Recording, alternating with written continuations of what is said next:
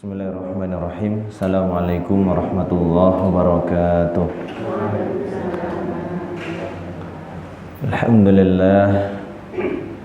Alhamdulillahilladzi an'ama 'alaina bi ni'matil iman wal islam wa faddalana 'ala sa'iri khalqihi bi ta'limil ilmi wal bayan.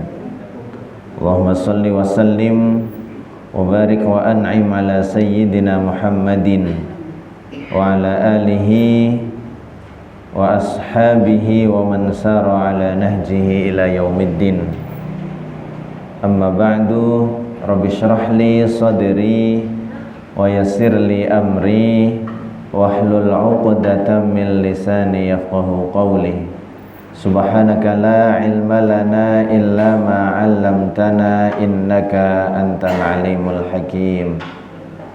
Ma'asyiral muslimin, Bapak Ibu jamaah Majelis Kajian Hadis Arba'in Masjid Jami' Al-Huda Kampung Bebean yang sangat kami hormati dan insyaallah senantiasa dirahmati oleh Allah Subhanahu wa taala.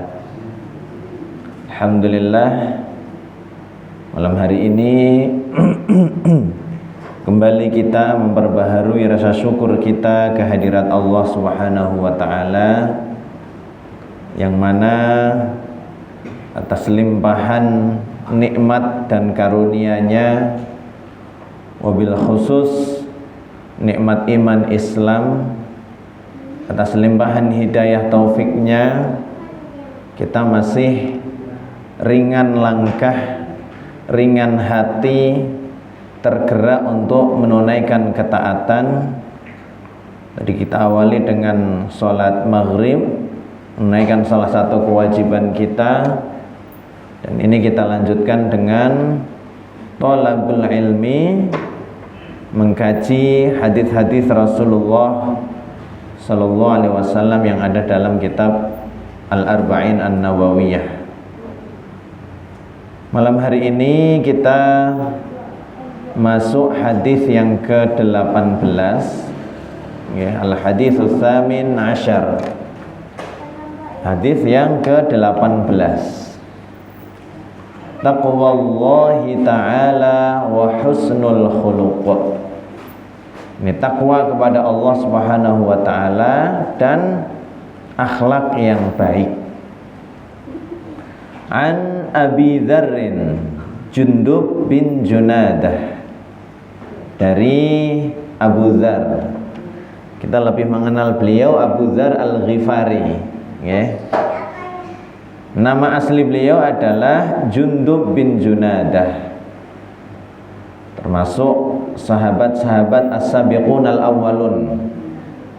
As-sabiqun al-awwalun itu maksudnya apa? Yang awal-awal masuk Islam, ya. Wa Abi Abdurrahman Mu'adz bin Jabal radhiyallahu anhu, dan Abu Abdurrahman, kunyahnya adalah Abu Abdurrahman, namanya Mu'adz bin Jabal radhiyallahu anhuma. Jadi hadis ini diriwayatkan oleh dua sahabat, Abu Dzar Al-Ghifari dan Abu Abdurrahman Mu'adz bin Jabal. An Rasulillah sallallahu alaihi wasallam, dari Rasulullah sallallahu alaihi wasallam, qala, beliau bersabda, berpesan. Karena hadis ini awal mulanya adalah satu pesan yang disampaikan oleh Rasulullah kepada Abu Dzar dan Mu'adz bin Jabal itu tadi, yang kemudian menjadi nasihat untuk kita semuanya. Hadis yang sangat masyhur dan cukup pendek. Ittaqillaha haitsu ma kunta wa atbi'is sayyi'atal hasanata tamhuha wa khaliqin nasa bi khuluqin hasanin. Ittaqillaha haitsu ma kunta, bertakwalah kamu kepada Allah haitsu ma kunta. Niki kalau kita terjemahkan ke dalam bahasa kita, kapanpun, dimanapun, dan dalam kondisi bagaimanapun. Ya. Kapanpun, siang, malam, pas masih muda, pas sudah tua, terus dimanapun, di masjid, di pasar, di rumah, sedang ramai, sedang sendiri, dalam kondisi bagaimanapun, sedang lapang, sedang sempit, sedang bahagia, sedang sedih, sedang sehat, sedang sakit, ittaqillah, bertakwalah kepada Allah Subhanahu wa ta'ala. Wa atbi'i sayyi'ata, dan ikutilah keburukan-keburukan, al-hasanata, dengan kebaikan-kebaikan. Tamhuha, maka kebaikan itu akan menghapus keburukan-keburukan. Wa khaliqin nasa bi khuluqin hasanin, dan bergaulilah dan berperangailah kepada manusia itu bi khuluqin hasanin, dengan akhlak yang baik. Dalam pesan yang pendek dan singkat ini itu mengandung makna yang begitu luas. Dengan pesan ini tadi sudah mencakup aspek seorang manusia kepada Rabb-nya. Ittaqillaha haitsuma kunta. Ini kan wasiat, pesan, nasihat berkenaan dalam hal bagaimana seorang hamba kepada Rabb-nya, kepada Tuhannya, kepada Allah Subhanahu wa ta'ala. Wa atbi'i sayyi'atal hasanata tamhuha. Ikutilah keburukan-keburukan dengan kebaikan-kebaikan. Niscaya kebaikan itu akan menghapuskan keburukan-keburukan tadi. Dalam penggalan ini, penggalan kedua ini, ya, Rasulullah mewasiatkan satu nasihat bagaimana hendaknya seorang manusia, seorang hamba, kita semua ini berperilaku terhadap diri sendiri. Kalau pas sedang tergelincir, kepleset melakukan keburukan, namanya manusia tentunya tidak luput dari kesalahan, kekeliruan. Lah, kalau pas sedang luput, khilaf, melakukan keburukan ini, apa pesan Rasulullah? Segera disusuli dengan kebaikan. Nanti kebaikan ini akan memiliki fungsi sebagai penghapus keburukan-keburukan tadi. Jadi dosa-dosa kecil kita, dosa-dosa yang secara tidak sengaja, secara tidak sadar, gitu kan, ya seringkali bisa jadi apa yang kita ucapkan kita nggak begitu sadar, tapi itu ada orang yang tersakiti dan lain sebagainya, ya. Itu terhapuskan dengan kebaikan-kebaikan yang kita lakukan. Tapi kalau dosanya sudah dosa besar, harus dengan taubat. Kalau nanti dosanya berkenaan dengan hak adami, hak adami niku berkaitan dengan hak orang lain, ya, maka tobat itu juga harus diikuti dengan meminta maaf dan meminta kehalalan dengan orang yang bersangkutan. Maka minta maaf ke orang niku penting, ya, kaitannya nanti dengan kesalahan-kesalahan yang melibatkan orang atau manusia lainnya. Artinya yang ada kaitannya dengan manusia lain, itu harus minta halal dan minta maaf terlebih dahulu. Kalau ada kaitannya dengan uang, utang dan lain sebagainya, maka nggak cukup ya tobat sama ya Allah. Saya kemarin tobat saya hutang nggak saya bayar ya Allah, saya tobat ya Allah. Mboten cukup, harus ditobat tunaikan dulu hak adaminya. Penggalan yang ketiga dari hadis ini adalah wa khaliqin nasa bi khuluqin hasanin, dan bergaulilah manusia, bergaulah dengan manusia bi khuluqin hasanin, dengan akhlak yang baik, akhlak yang hasan. Nah, di penggalan ketiga ini nasihat dari Rasulullah kaitannya bagaimana seorang hamba dalam bermuamalah, berinteraksi dengan sesamanya. Jadi hadis singkat ini sudah mencakup seorang manusia kepada Allah, seorang manusia kepada dirinya sendiri, seorang manusia kepada manusia yang lain. Ya. Rawahu Tirmidzi, hadis ini diriwayatkan Imam Tirmidzi wa qala, dan beliau Imam Tirmidzi mengatakan haditsun hasanun, hadis yang hasan. Wa fi ba'dhin nusakhi, dalam sebagian manuskrip yang lain hasanun sahihun, hasan lagi sahih. Artinya ya hadis yang secara derajat sudah sangat sah untuk dijadikan hujjah, untuk dijadikan landasan argumen, landasan beramal. Kita baca lughatul hadisnya dulu, ya, kosakata yang ada dalam hadis tadi. Ittaqillah, bertakwalah kepada Allah. Hadis ini kan sering dibaca oleh para khatib, ya. Karena kalau khutbah Jumat di antara rukunnya kan harus ada wasiat takwa.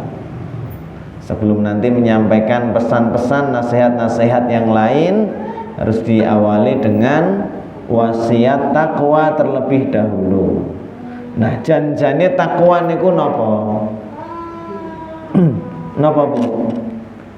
Takwa kalau secara bahasanya ittikhadhu wiqayatin wa hajizin yamna'uka wa yahfazuka mimma takhafu minhu wa tahdharuhu.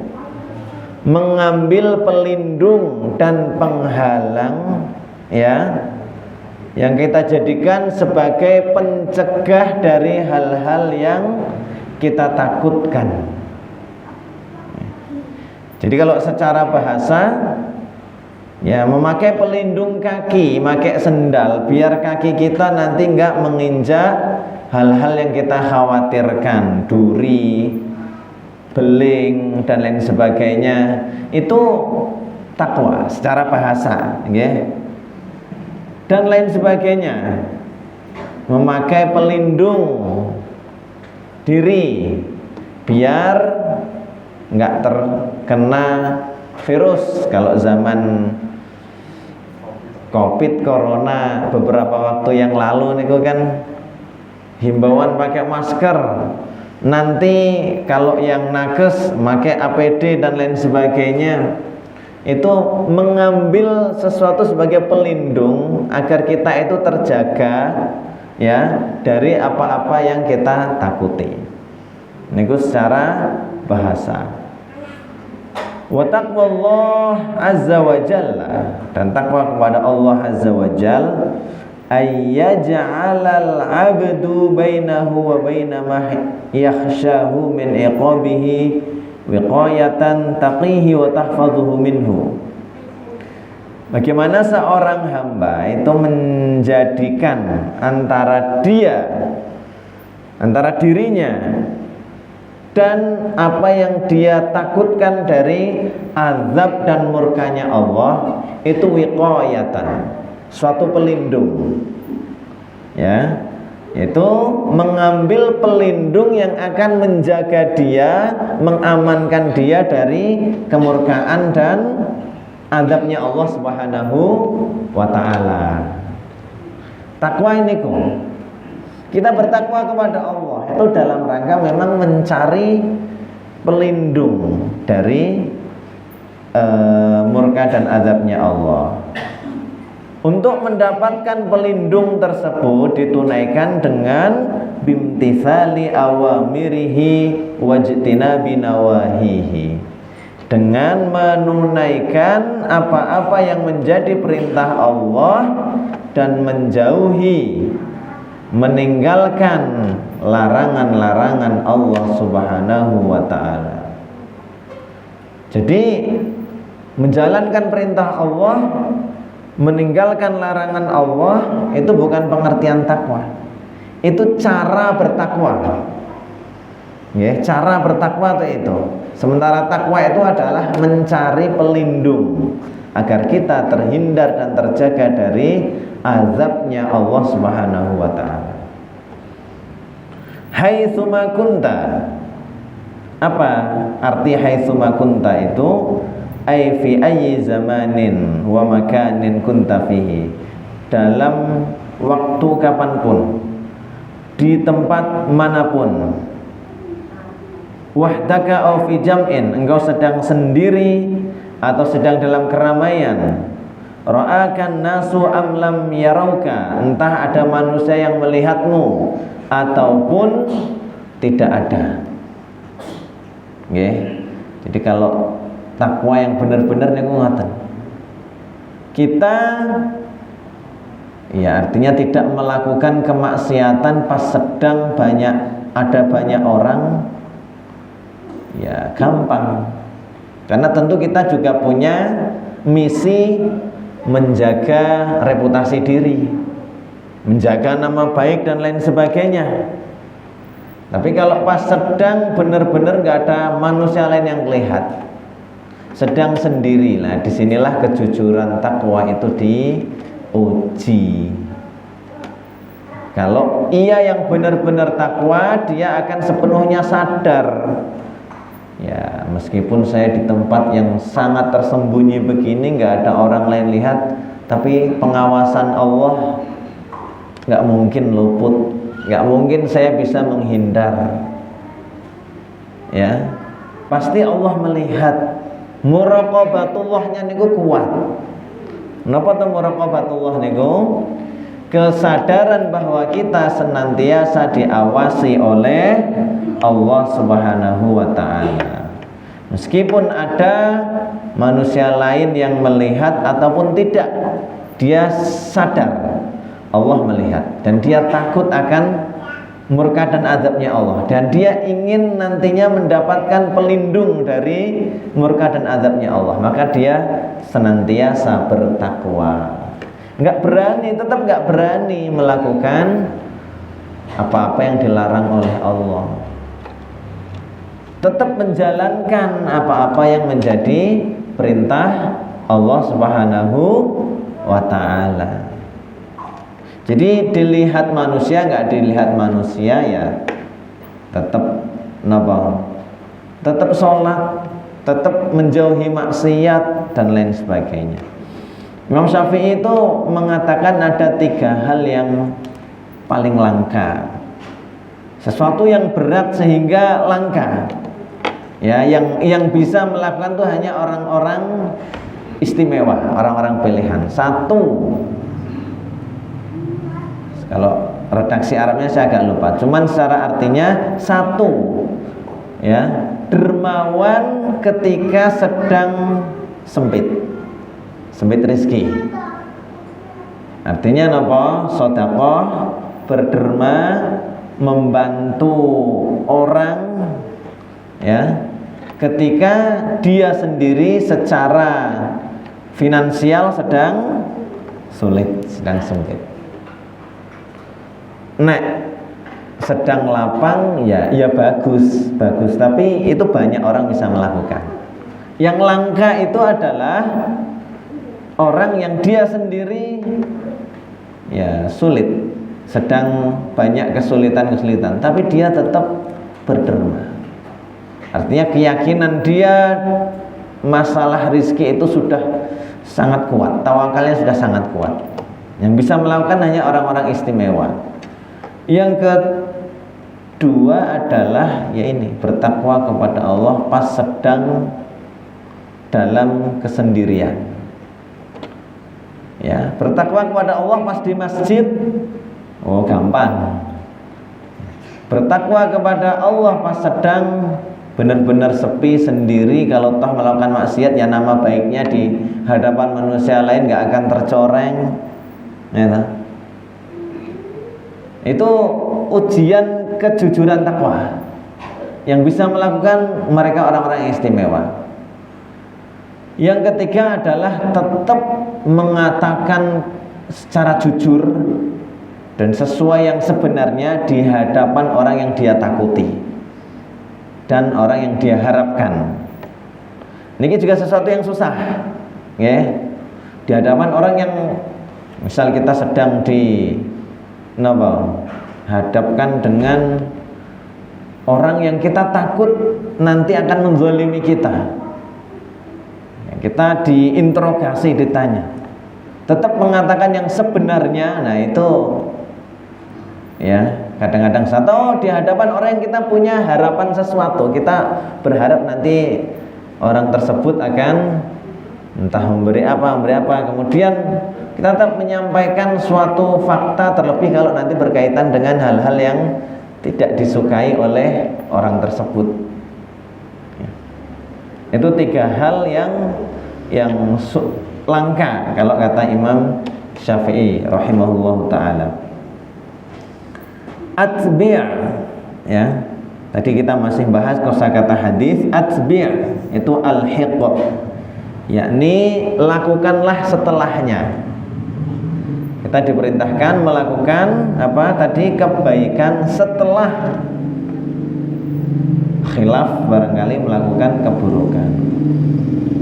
As-sayyi'ah itu ya meliputi dosa-dosa yang engkau lakukan. Tamhuha tuziluha min sahaifil malaikatil katibina wa tarfa'ul mu'akhadata anha. Masya Allah. Jadi tamhuha, kebaikan itu akan menghapus keburukan tadi, itu akan menghilangkan catatan keburukan itu tadi di buku catatan para malaikat yang mencatat amal buruk. Jadi awalnya kita melakukan keburukan misalnya, tergelincir, luput khilaf, melakukan dosa, maksiat, keburukan, dicatat sama malaikat, gak mungkin luput, muncul di buku catatannya malaikat, buku catatan keburukan. Diperintahkan oleh Rasulullah nih, kalau pas seperti itu langsung segera disusuli dengan perbuatan-perbuatan baik. Nanti perbuatan baik ini akan seakan-akan menjadi penghapus. Nah, apa yang tercatat di buku catatan keburukan oleh malaikat yang bertugas itu terhapus. Wa tarfa'ul mu'akhadah anha, dan keburukan itu tidak lagi nantinya akan dimintai, tidak akan ada konsekuensi siksanya lagi. Enggak diiqab lagi sama Allah, karena sudah dihapus.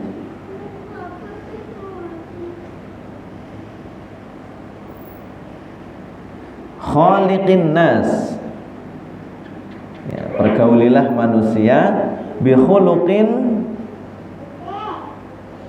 al-khuluq at-tabi'i wal mizajul ladzi yantiju anhu suluk wa qad yusafu bisu'i kama yusafu bil hasan. Bi khuluqin, yakni dengan akhlak, ya, dengan akhlak. Bi khuluqin hasanin, dengan akhlak yang bagus. Kita masuk ke sababul wurud, ya. Sababul wurud, latar belakang hadis ini tadi. Hadhil wasiyatu min Rasulillah sallallahu alaihi wasallam li Abi Dzar wa Mu'adz.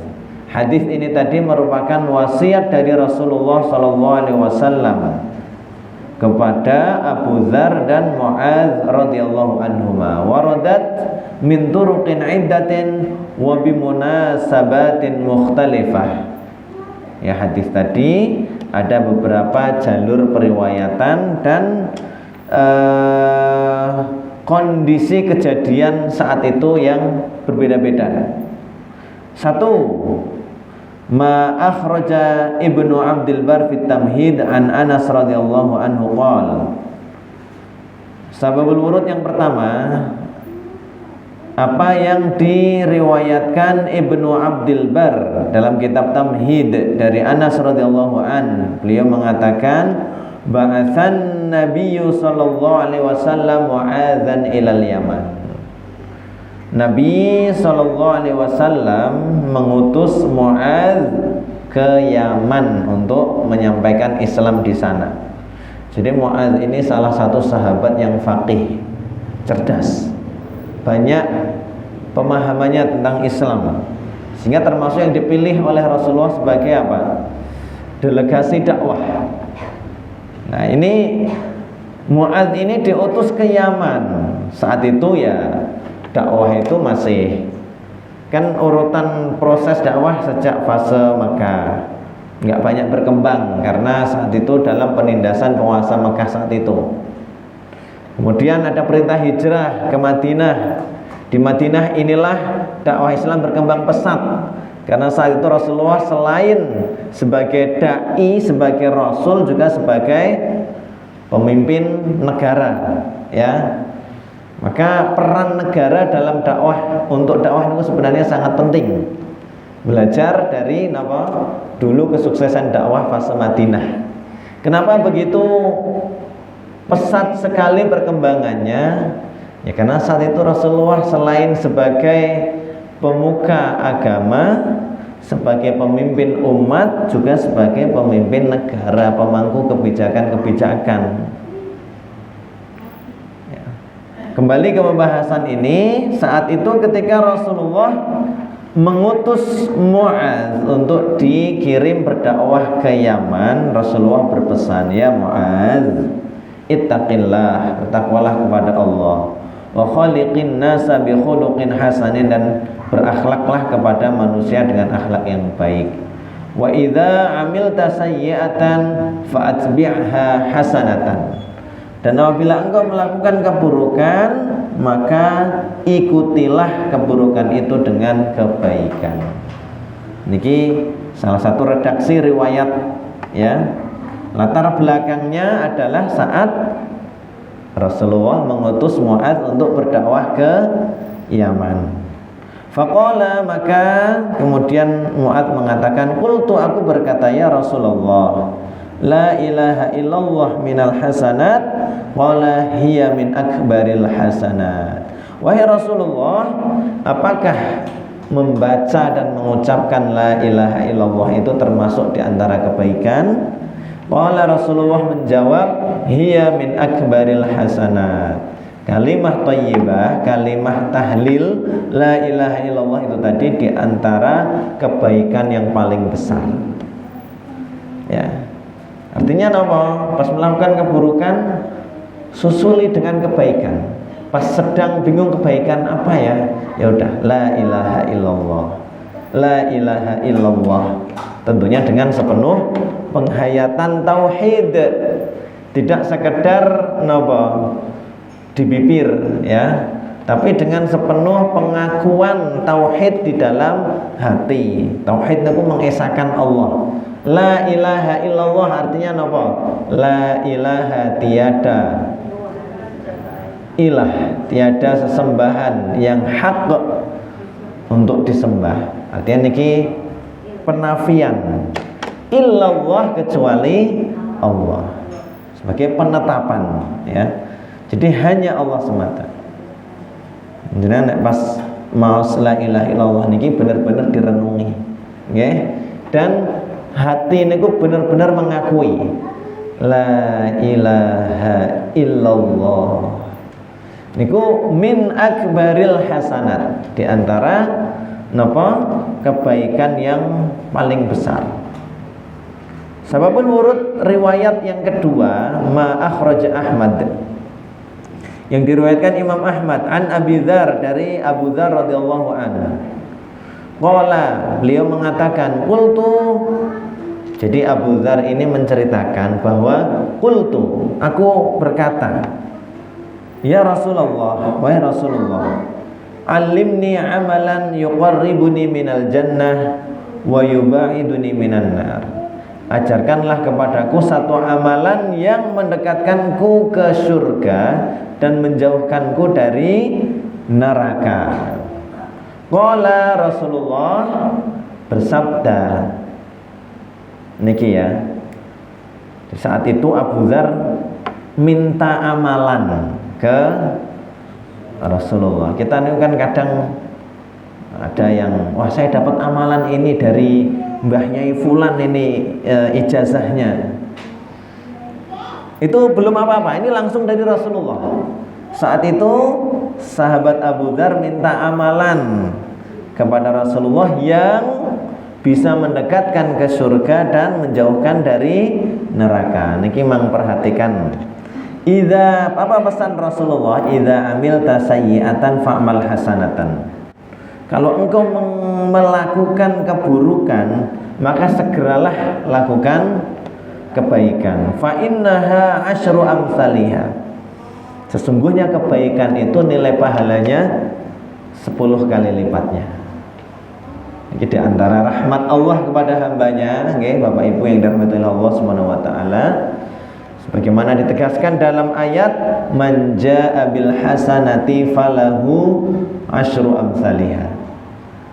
Barang siapa yang melakukan kebaikan maka baginya balasan kebaikan 10 kali lipatnya. Wa man jaa bisayyi'ati, barang siapa yang melakukan keburukan fala yujza illa mithlaha, maka tidaklah dibalas melainkan ya sama. Mithla itu kan semisal, ya, setimpalnya saja.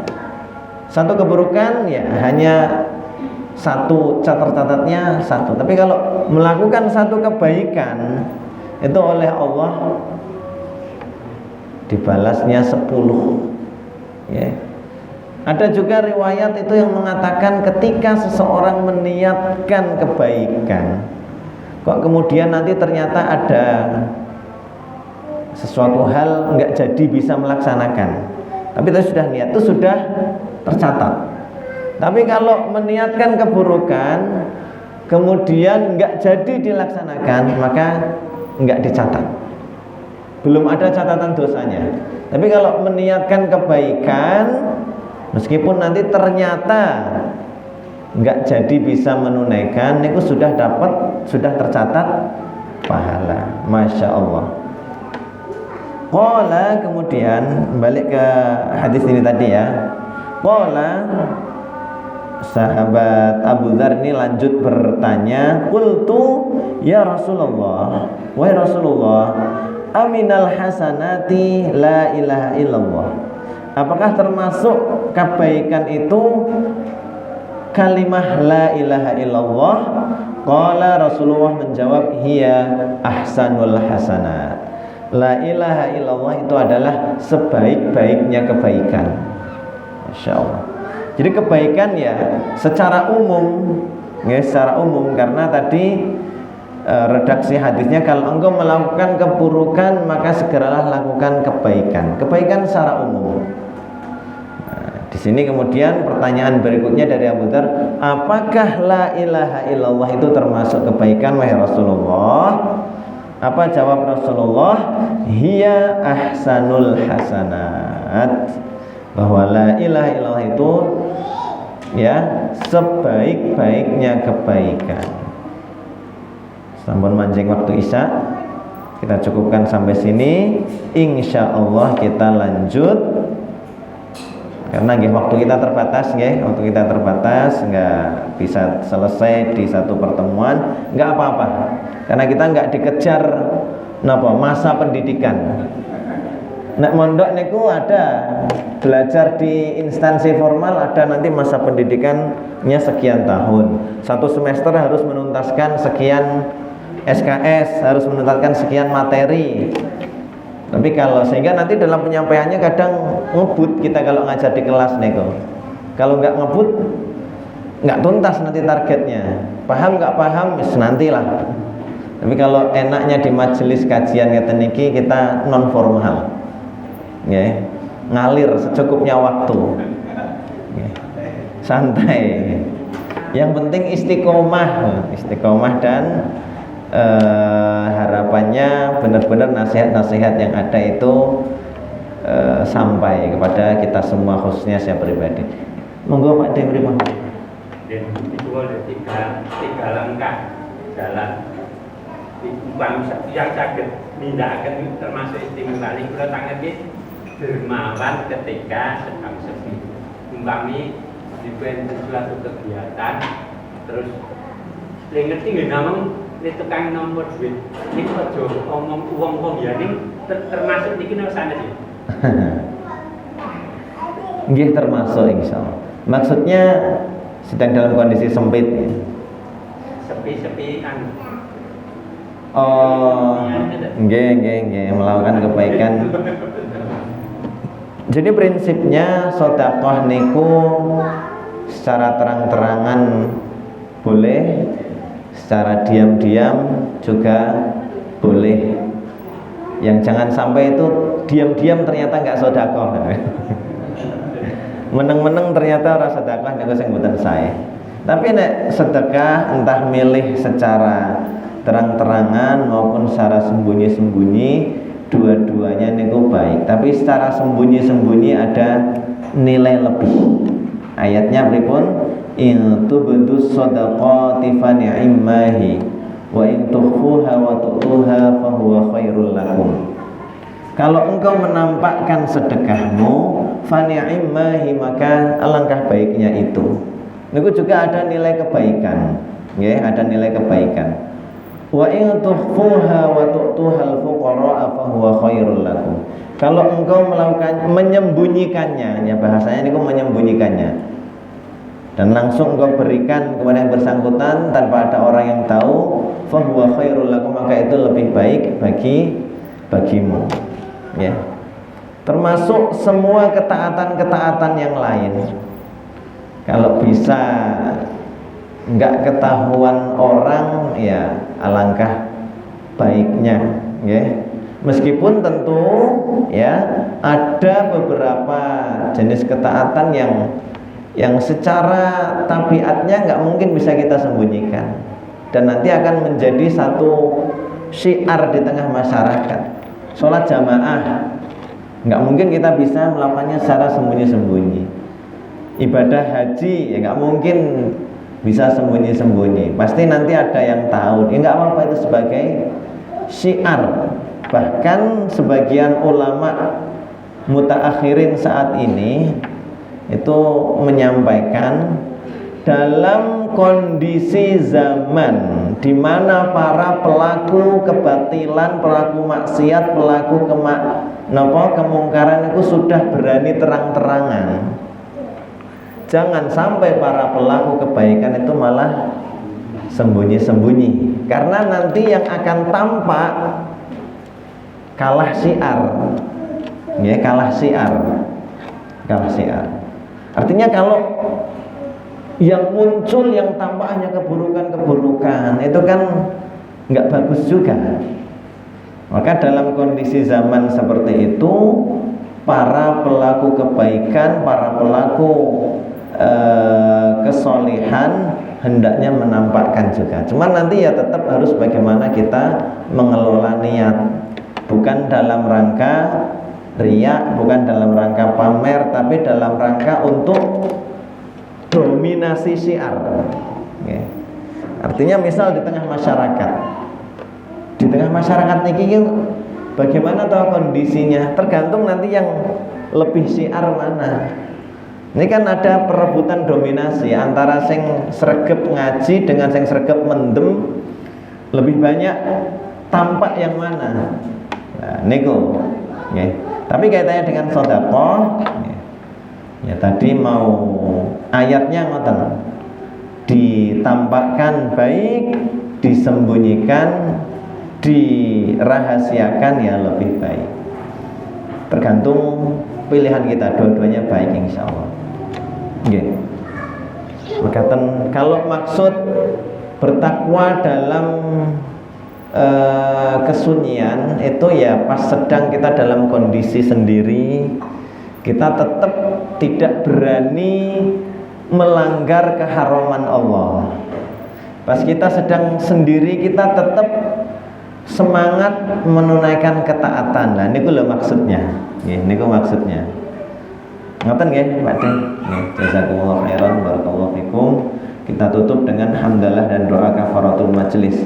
Alhamdulillahirabbil alamin. Subhanakallahumma wa bihamdika asyhadu an la ilaha illa anta astaghfiruka wa atubu ilaik. Billahi taufiq wal hidayah. Wassalamualaikum warahmatullahi wabarakatuh.